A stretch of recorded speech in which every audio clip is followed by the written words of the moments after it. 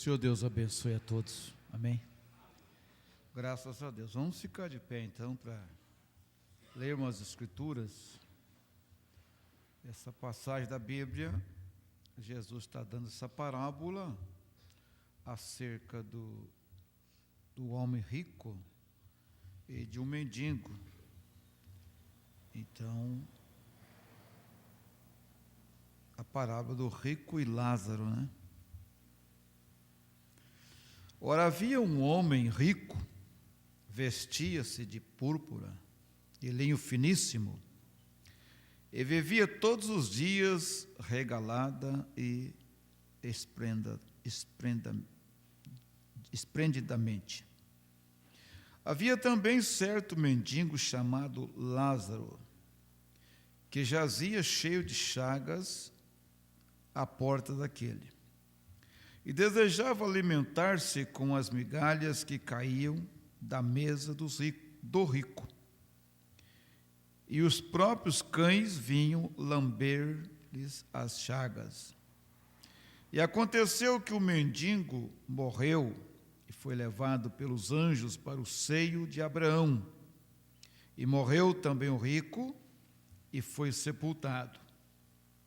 E no Hades ergueu os olhos, estando em tormento, e viu ao longe Abraão e Lázaro no seu seio. E clamando disse: Pai Abraão, tem misericórdia de mim, e manda Lázaro que molhe na água a ponta do seu dedo e me refresque a língua, porque estou atormentado nesta chama. Disse, porém, Abraão: Filho, lembra que recebeste os teus bens em tua vida, e Lázaro somente males, e agora este é consolado, e tu atormentado. E além disto está posto um grande abismo entre nós e vós, de sorte que os que quiserem passar daqui para vós não poderia, tampouco os de lá passar para cá. Disse ele: Rogo-te, pois, ó Pai, que o mande à casa de meu pai, pois tenho 5 irmãos, para que lhes dê testemunho, a fim de que não venha também para este lugar de tormento. Disse-lhe Abraão: Tem Moisés e os profetas, ouça-nos. E disse ele: Não, pai Abraão, mas se algum dos mortos fosse ter com eles, arrepender-se-iam. Porém Abraão lhe disse: Se não ouvem a Moisés e os profetas, tampouco acreditarão, ainda que algum dos mortos ressuscite. Vamos orar então. Agora, Senhor Deus, essa palavra traz a luz para nós.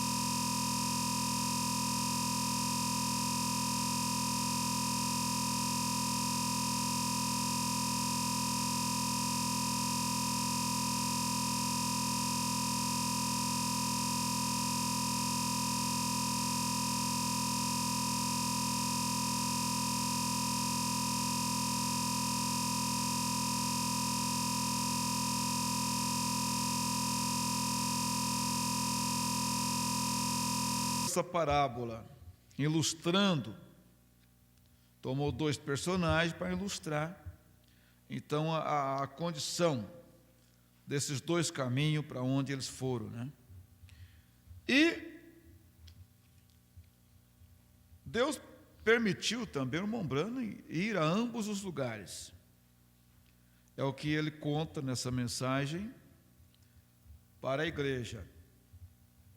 Nós lemos até o parágrafo 75. O irmão Branham estava orando por aquela senhora que sofreu aquele desmaio ali dentro da igreja, né? Então ele diz assim: por falar em abafado, você deveria entrar num desses lugares, no estrangeiro, diz ele, onde eles simplesmente se amontoam uns sobre os outros, com lepras e câncer, e que coisa, você mal pode respirar. Sabe, em coisas assim, colocam-se naquelas enormes edifícios, simplesmente contaminado, com doenças, e você sabe o que seria a lepra, ali deitado, ali sem ouvidos, metade dos seus rostos comido, e assim deitados, amontoados uns sobre os outros, muitos deles morrendo naquele momento, mesmo deitado ali fora, por se amontoarem uns sobre os outros, tentando entrar em algum lugar, você sabe, para ouvir a mensagem. Então era lugar difícil, as pessoas se amontoavam, eram levadas para essas reuniões. Aí a gente tem uma base mais ou menos do que era aqueles locais, vamos dizer assim, aqueles galpões, podemos dizer, que nós conhecemos, que fora construído próximo ao tanque de Betesda. Nós não podemos imaginar todos os tipos de pessoas doentes que estavam ali. Era um lugar muito difícil até de ser visitado. Lógico que havia pessoa que não teria condição de chegar a um lugar deste. E Jesus foi lá para curar um homem apenas que estava naquele lugar. Mas todos estavam ali esperando uma chance de quando o anjo movia a água. Então era um lugar muito, muito difícil de viver ali. Mas a circunstância levava as pessoas ali. Agora, nisto eu lhes digo o que aconteceu. Na visão que eu tive, eu voltei porque eu introduzi isto, as duas visões, para lhes mostrar a respeito de uma delas. E eu devia estar no oeste, e eu sempre tenho desejado ardentemente isto.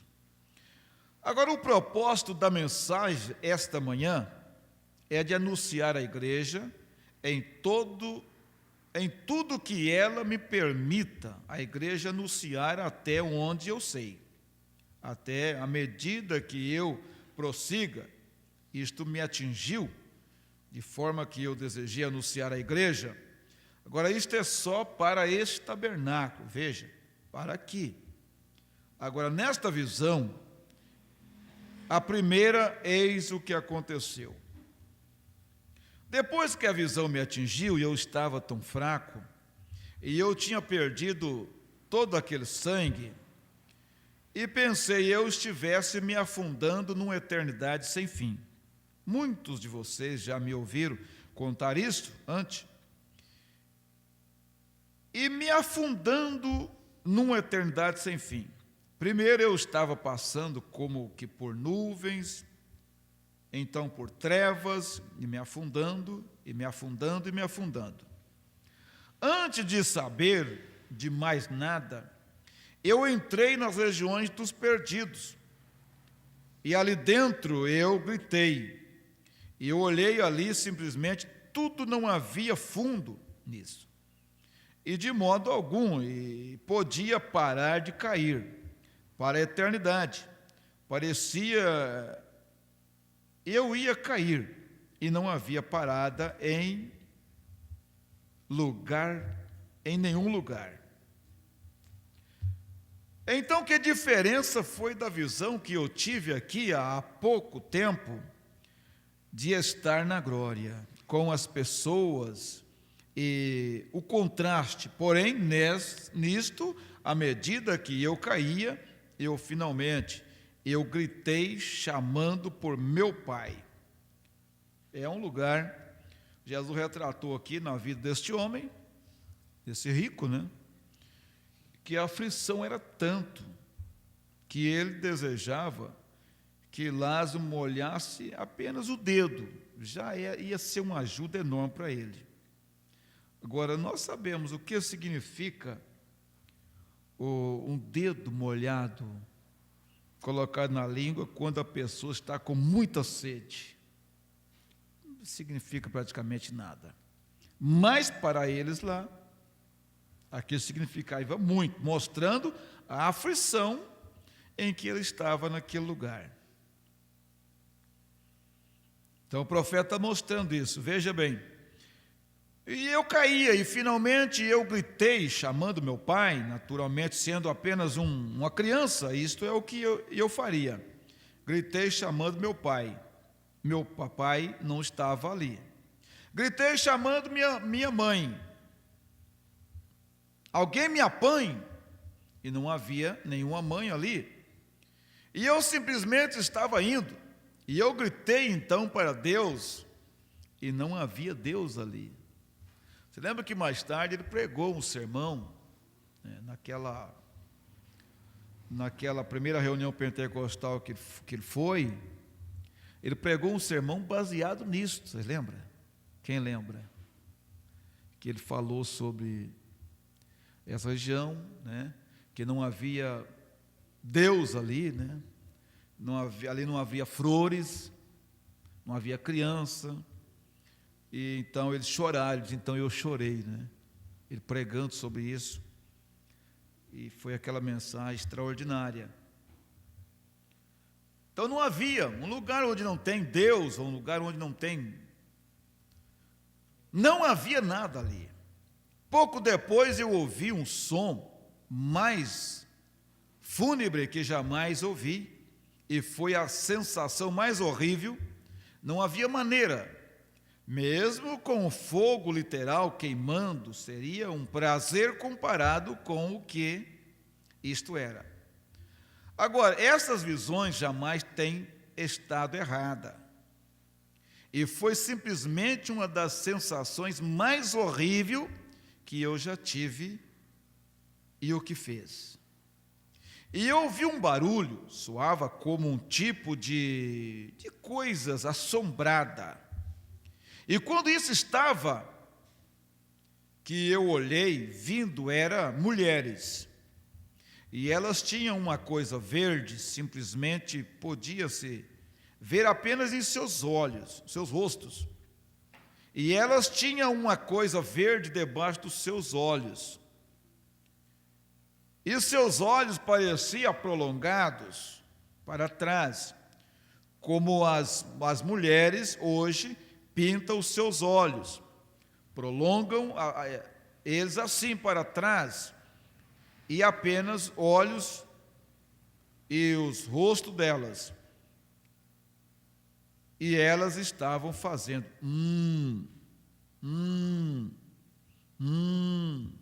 oh, que coisa. Eu simplesmente gritei bem alto: ó Deus, tenha misericórdia de mim. Tem misericórdia, ó Deus. Onde tu estás? Se tu tão somente me deixar voltar a viver, eu te prometerei ser um bom menino. Ele era uma criança, seus 14 anos. Se o Senhor me tirar desse estado, dessa condição, eu prometo que vou ser um bom menino. Agora, essa era a única coisa que eu pude dizer. Agora, Deus sabe, no dia do juízo, Ele me julgará por esta declaração. Isto é o que eu disse, Senhor Deus, deixa-me voltar e eu te prometo que serei um bom menino. E quando eu recebi o tiro, eu havia dito mentiras, e eu fizera quase tudo o que havia para se fazer. Só uma coisa que eu digo, é melhor eu já pôr isso para fora enquanto estou bem aqui agora. Quando eu olhei para baixo e vi que eu estava metade explodidos em dois quase, eu disse: Deus, tem misericórdia de mim. Tu sabes que eu realmente jamais cometi adultério. Essa era a única coisa que eu podia dizer a Deus. E eu nunca aceitará o seu perdão. E todas essas coisas eu só digo por dizer, eu realmente jamais cometi adultério. Então eles me tiraram dali.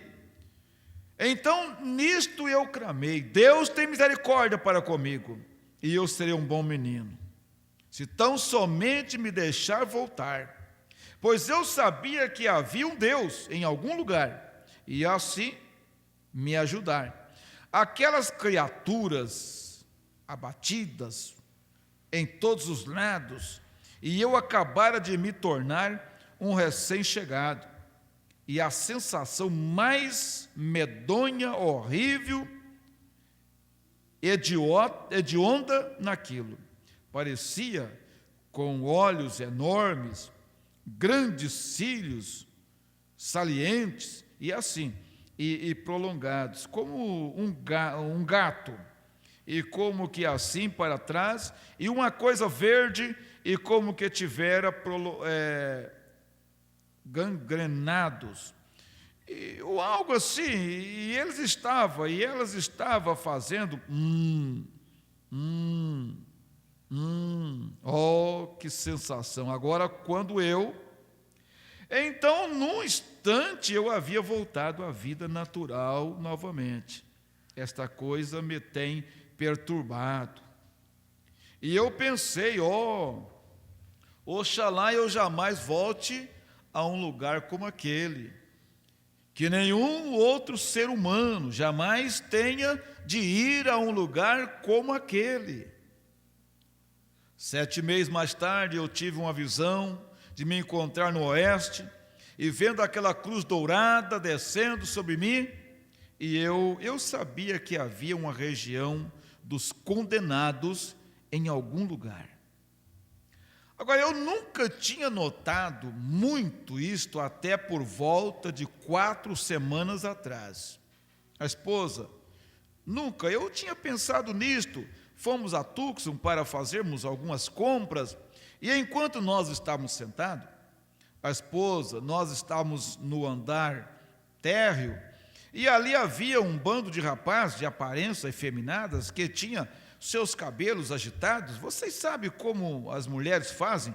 E mechas de cabelos caídos nas testas, penteado para baixo aqui na frente. É aquela coisa, parte, joga um tanto, tampa um olho, deixa o outro estampado, né? E assim por diante. Assim estavam os rapazes, diz o profeta. Aquele cabelo em cima da testa ali, diz o profeta. Veja bem, naquela condição, e o que quer que eles chamem, e eu estava ali dentro, e todo mundo estava olhando para eles, e suas cabeças eram deste tamanho, como as mulheres que usam esses cortes de cabelos aqui, cabeça d'água, você sabe, e eles estavam ali embaixo. E uma jovem se aproximou e ela disse: o que o senhor acha disto? Eu disse: então você deveria ficar envergonhada de si mesmo, se você pode pensar assim. Eu disse: eles simplesmente têm tanto direito de fazer quanto você tem. Quer dizer, nenhum dos dois tem direito. Então eu fui no andar de cima e me sentei, e quando eu sentei, havia uma escada rolante em uma loja, e a escada rolante trazendo as pessoas para cima. Bem, eu realmente tive náuseas, vendo aquelas mulheres subirem ali, jovens, velhas, indiferentes, enrugadas, jovens, de todas as maneiras, vestidas com shortinhos, seus corpos obscenos, e aquelas mulheres vestidas sensualmente, com aquelas cabeças enormes daquela maneira, e aqui vinham elas. E uma saindo daquela escada rolante, simplesmente vindo bem em minha direção assim, de onde eu estava reclinado, numa cadeira, sentado ali com a minha cabeça abaixada. E eu virei e olhei, e uma delas subindo os degraus, estavam dizendo, falando espanhol, com uma outra mulher. E ela era uma mulher branca falando com uma mulher espanhola. E quando eu olhei, irmão Brando estala o dedo. De repente eu fui mudado. E ali eu tinha visto isto antes. E os olhos delas, vocês sabem como as mulheres estão fazendo agora, pintando os seus olhos, bem recentemente, como de gato. Vocês sabem, levantam-nos assim, usando óculos e tudo. E vocês sabem como os olhos para cima assim, e aquela coisa verde debaixo dos olhos delas. E ali estava aquela coisa que eu vi quando era criança. O irmão Brano bate várias vezes no púlpito. Ali estava a mulher, bem exatamente, e eu simplesmente fiquei completamente paralisado e comecei a olhar em volta, e eu estava, aquelas pessoas resmungando, vocês sabem, reclamando acerca dos preços e coisas no edifício, e eu simplesmente, parecia que eu simplesmente mudara por um momento, e eu olhei e eu pensei, isto que eu vi no inferno, ali estavam elas, aquelas gangrenas, e eu achei que porque elas estavam no inferno, que as fazia assim, um azul esverdeado, debaixo dos seus olhos. Quer dizer, o profeta pensou que era uma moda que usava no inferno. É um lançamento lá do inferno, quer dizer. Sabe, um lugar mais avançado do que a terra, né? As pessoas mais modernas do inferno, vamos dizer assim, então elas usavam aquelas coisas. Que assim fez. Era um azul esverdeado debaixo dos seus olhos. E aqui estavam estas mulheres pintadas de azul esverdeado, exatamente da maneira que aquela visão disse por volta de 40 anos atrás. Então, quando ele fala 40, nós sabemos muito bem o que significa 40, o que o número 40 significa. O número 40 é o número do juízo. Do juízo, diz o profeta. Então, veja, 40 anos atrás ele viu isso no inferno. 40 anos depois, isso estava aqui na terra. Aqui na terra. A consequência estava aqui na terra, da rejeição, de tudo. 40 anos atrás. Veja, por volta de 40 anos atrás, é o que foi. Eu tenho 54. Ele estava com 14 anos, quando ele viu a visão. Estou com 54. E eu tinha 14. Então, por volta de 40 anos atrás, este é o número 40, qualquer forma do juízo. Veja você, agora ali estava. Eu vira isto e nem pude sequer falar com a minha esposa. Quando ela veio, ela estava ali tentando comprar algo para a senhora e a Sara e as crianças, como um vestido, alguma coisa para a escola, e eu nem pude sequer falar com ela. Ela disse, Billy, que é que há com você? Eu disse: querida, eu sou quase um homem morto. E ela disse: o que é que há? Você está doente? Eu disse: não, algo acabou de acontecer. Agora ela não sabe. Ela está esperando que esta fita retorne. Eu nunca disse isto a ninguém, diz o profeta. E eu achei que eu deveria esperar, como eu prometi trazer isto para a igreja primeiro. Estão vendo?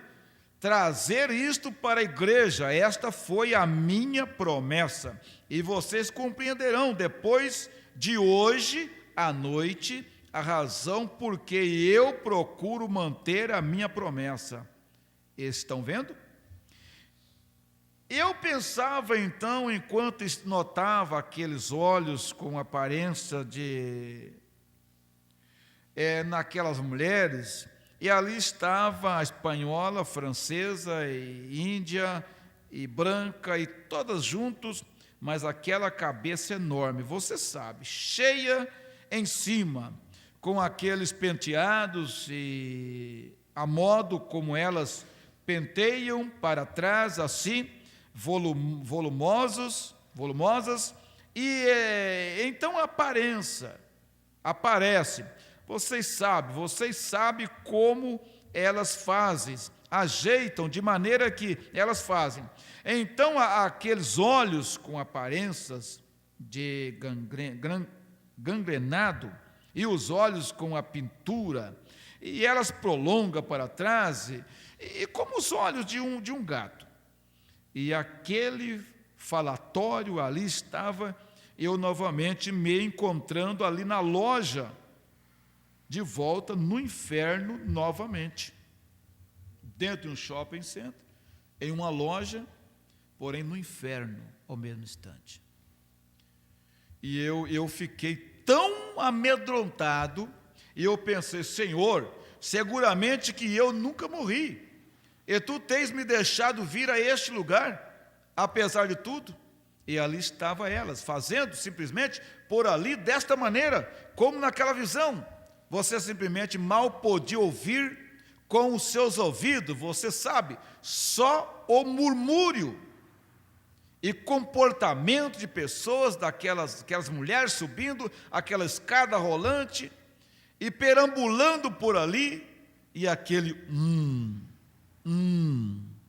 ali estava aqueles olhos verdes de aparência esquisita e fúnebre. E a esposa subiu e eu disse: apenas me deixe sozinho um minuto, querida. E eu disse: se você não se importar, eu quero ir para casa. E ela disse: você está doente? Eu disse: não, simplesmente vá em frente, querida. Se você tem algumas compras para fazer. Ela disse: não, eu terminei. E eu disse: deixa-me tomá-la pelo braço, vê? E eu saí e ela disse: que é que há?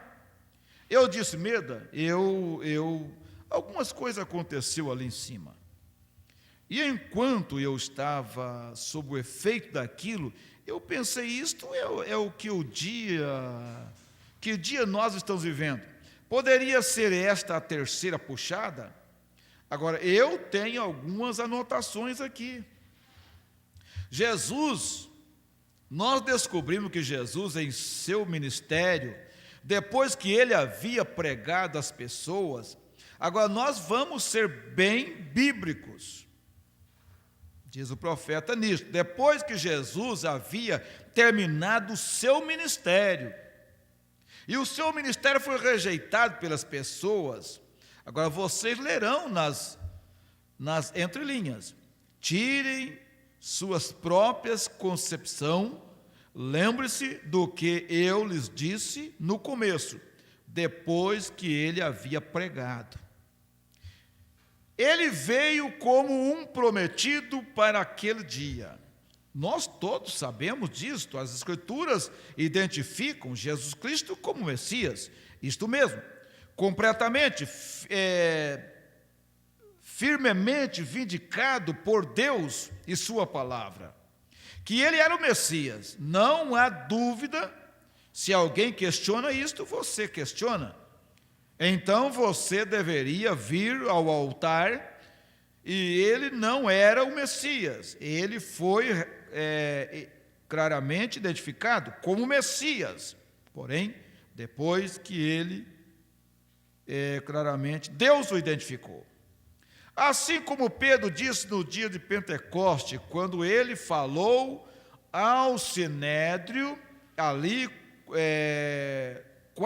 por volta do 4 dias mais tarde, ele disse a Jesus Nazareno: varão aprovado por Deus entre vós, com sinais e maravilhas que Deus por ele fez, no meio do qual todos nós somos testemunhas. Vê? Tomando vós crucificaste o príncipe da vida pelas mãos dos injustos, ao qual Deus ressuscitou e tem manifestado estas coisas que viste. Vê? Cristo continuou a viver. Naturalmente, ainda vive hoje. Depois que Jesus claramente veio, identificou-se a si mesmo, Deus o identificou, e ele profetizou, e depois dos dias de sua profecia, embora biblicamente identificada, as pessoas o rejeitaram. Isto mesmo. E ele pregou então, depois que eles o rejeitaram aqui, aquelas que tinham possibilidade de serem salvos. Lembre-se, quando ele estava pregando, havia possibilidade de qualquer um ser salvo. Nós não sabemos quem são eles. Eles são predestinados, porém, ele pregou continuamente. Porém, depois dos dias de sua pregação, seu ministério continuou adiante, porque o último grupo ao qual ele pregou foi as almas que estavam no inferno. Veja bem, para o último grupo que ele pregou, foi para as almas que estavam no inferno, que não poderiam ser perdoadas. Eu tenho lido isto claramente da Bíblia aqui, de 2 Pedro, vê? E ele foi e pregou às almas que estavam em prisão, que é o inferno, encarcerada até o dia do juízo. Quer dizer, sem a mínima chance, porque, veja lá, o homem lá, ele fez vários pedidos. Esse pedido ele fez, porém nenhum foi aceito, nenhum foi atendido. Ele pediu para mandar Lázaro molhar o dedo na água e ir lá, foi negado. Depois ele pediu também para que mandasse alguém para vir falar com seus irmãos, foi negado. Ele questionou, mandar um morto, mandar Lázaro, ou mandar alguém, tudo foi negado para ele, foi negado. Porque o juízo não é agora, e não há no inferno, não há nenhum inferno ardente agora. Alguém lhe diz, o sujeito está no inferno ardendo agora. Isto está errado, vê? Um juiz desta terra é suficientemente justo para jamais condenar um homem até que ele seja trazido ao julgamento. E Deus jamais lançará um homem dentro da fornalha ardente até que primeiro ele seja condenado. Veja, condenado, sentenciado. Então, todos que estão ali, por isso o Montblanc chamou região dos perdidos. Eles estão ali naquele estado, aguardando, como os nossos irmãos que dormiram, vocês sabem disso, todos nós sabemos, todos os irmãos que dormiram, cristãos, eles estão em um lugar aguardando. Eles não estão ainda naquela perfeição como eles gostariam. De acordo com Hebreus capítulo 11, versículo 40, A Bíblia diz: e provendo Deus algo maior a nosso respeito, para que ele, sem nós, ele não seja aperfeiçoado. Então, aqueles homens que estão lá, aquelas pessoas, eles ainda não foram sentenciados. Eles não receberam a sentença, eles aguardam o julgamento. Nesse estado de sofrimento, é lógico, mas eles vão ficar nesse estado ali nessa prisão, até o julgamento. Agora, depois de passar pelo julgamento, eles serão sentenciados, condenados, então irão para o lago de fogo, que a Bíblia chama de segunda morte. Segunda morte. Terão seus fins, é lógico, todas essas pessoas terão fim. Por isso que o profeta diz: não existe um inferno eterno. Então a palavra, quando fala eterno para a coisa criada, é por um período de tempo.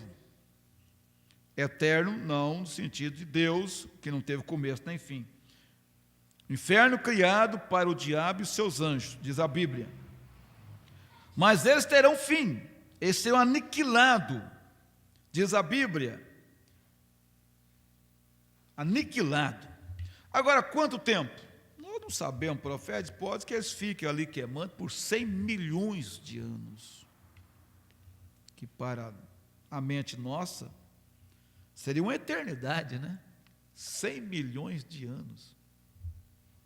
Seria uma eternidade, mas a eternidade não se compara à eternidade. A eternidade não se conta tempo. Mas aí o profeta está dizendo para nós, vamos prosseguir um pouquinho mais aqui. Já que eu tive a visão de ambos os lugares, pela graça de Deus, eu digo isto não para ser sacrilégio. Se for errado, Deus me perdoe. Eu creio que eu estive em ambos os lugares. Veja, em ambos os lugares. E eu vi os redimidos e os bem-aventurados, e eu os vi os perdidos, onde eles estavam. E por isso é que me mantenho como seu irmão, hoje, para advertir-lhes que fuja deste caminho decadente. Jamais siga esse caminho.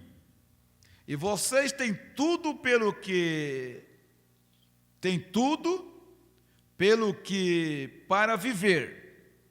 Esse bendito caminho ascendente, onde os redimidos estão em gozo e paz. Eles não podem pecar. Eles não podem se entristecer. Eles não podem, ali não há nada. Eles são perfeitos. Vi ambos os lugares. E eu sei que esta é uma declaração tremenda para uma pessoa fazer. Porém, Deus, sendo meu juiz, eu solenemente creio que vi ambos os lugares. E eu creio nisto. E longe esteja de mim, longe esteja de alguma pessoa, algum dia, entrar nesta região dos perdidos. Se você estivesse em pé, com fios incandescentes enfiado em você, atormentando de todos os modos, não seria como aquele tormento do diabo que há naquele lugar. Não poderia haver nada. A mente humana não poderia compreender o que é essa região dos perdidos. Veja bem, por isso Jesus tomou aquele exemplo, mostrando a aflição, a agonia, o tormento. Ele mesmo falou, avisa lá, fala para os meus irmãos, não vir para este lugar de tormento. Era o Hades, região dos perdidos, o Hades.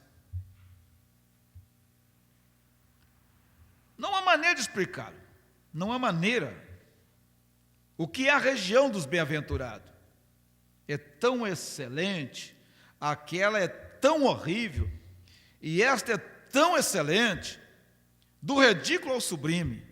Então, se alguém me ouve, eu estou chegando a ser um homem velho, e eu não sei quanto tempo mais eu tenho. Logo terei 55 anos de idade. E eu não sei, de acordo com a natureza, eu posso não ter muitos anos, diz o profeta. Eu não sei aonde esta fita irá, porém que todos ouça aqui pela fita, ou onde quer que ela possa ir, jamais se dirija àquela região dos perdidos. Você não pode imaginar o inferno sendo tão ruim. E o que quer que você faça, nunca pegue nenhuma.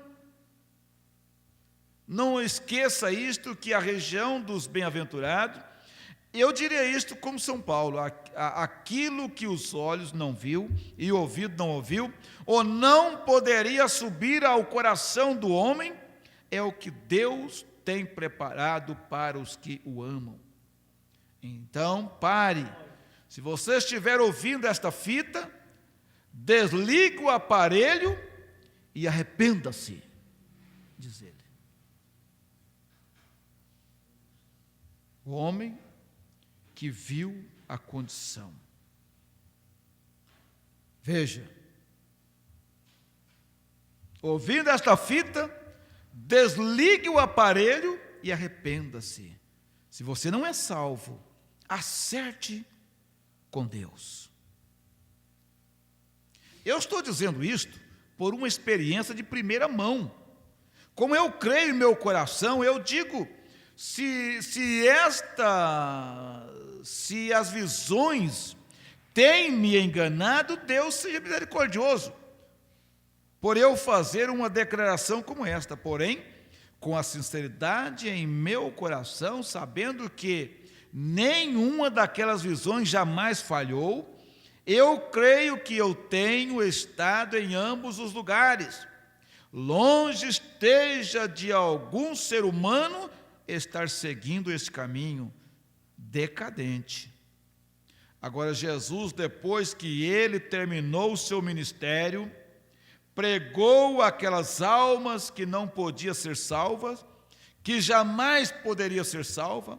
Agora, a Bíblia nos diz que ele foi e pregou às almas que estavam em prisão, que não se arrependeram, quando a misericórdia lhe foi dada.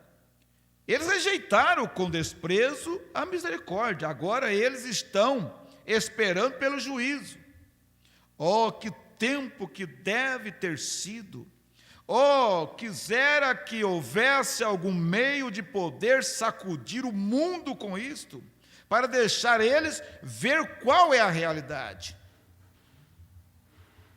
Qual é a realidade? O Simão Bueno falou de muitas pessoas, como profeta. Você veja a aflição, a oportunidade perdida, pessoa que teve toda a chance, mas nunca quiseram ouvir.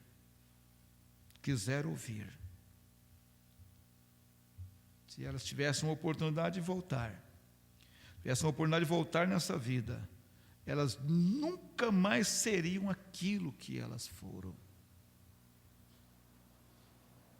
Mulheres, homens e assim por diante. Jesus disse, ele mesmo, assim como o Pai me enviou, veja, assim como o Pai me enviou, assim eu vos envio. Assim como o Pai me enviou para pregar aos vivos, àqueles que tinham esperança, então apresentar a mesma mensagem àqueles que não tinham nenhuma esperança. Parece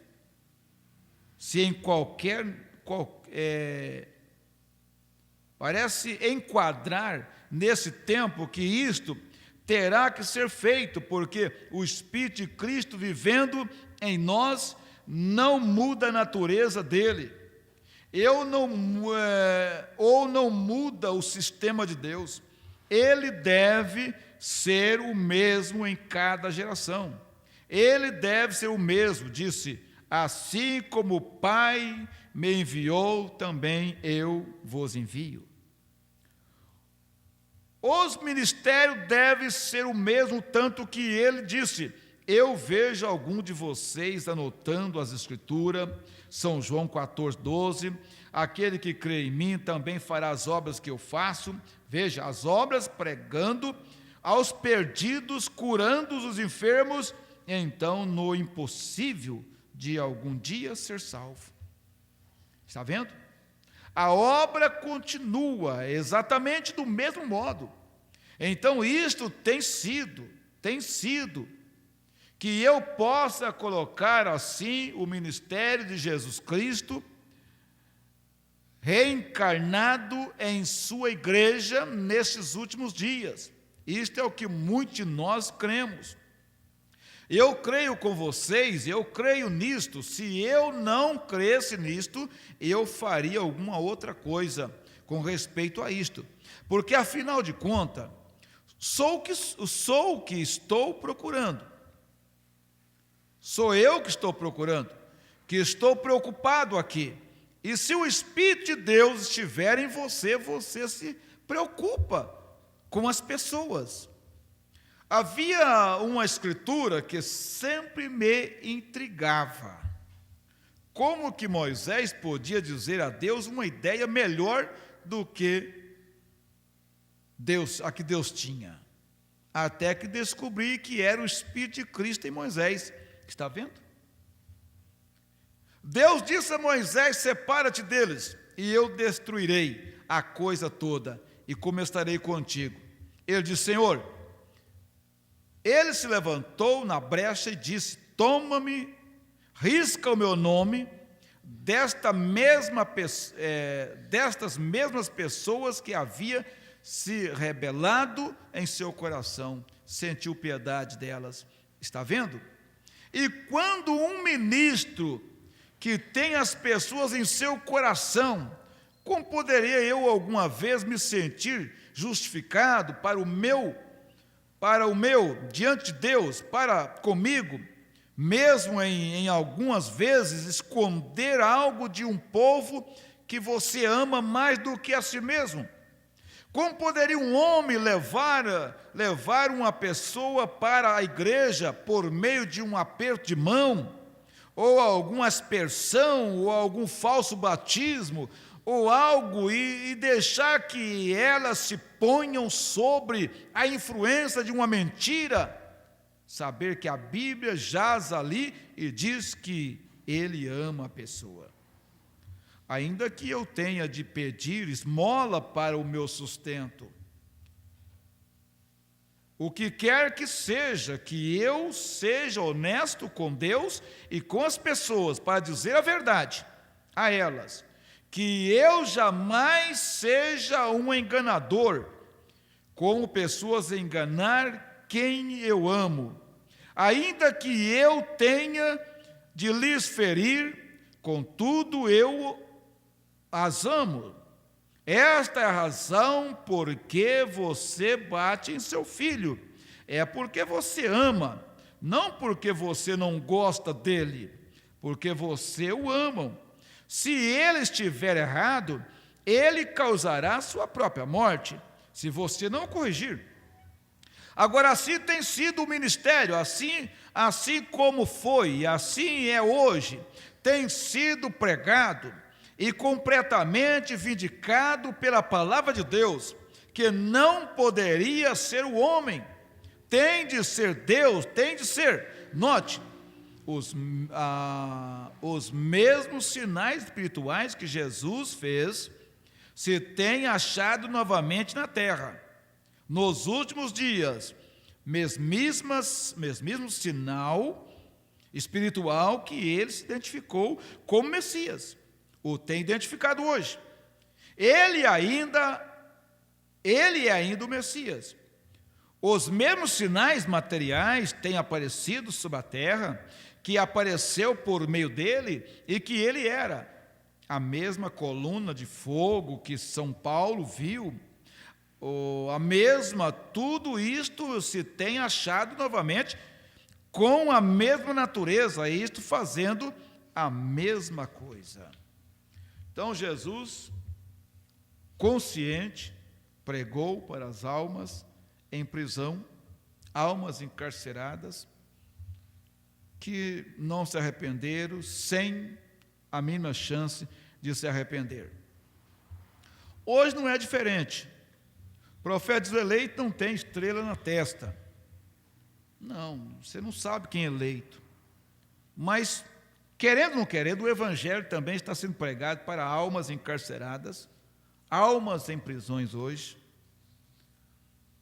que elas não têm como se escapar mais, elas, vamos dizer assim, selar o seu testemunho.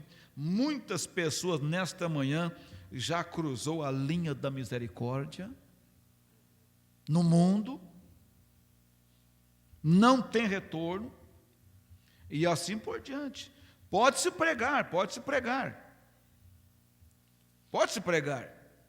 Muitas pessoas, quando Noé começou a pregar,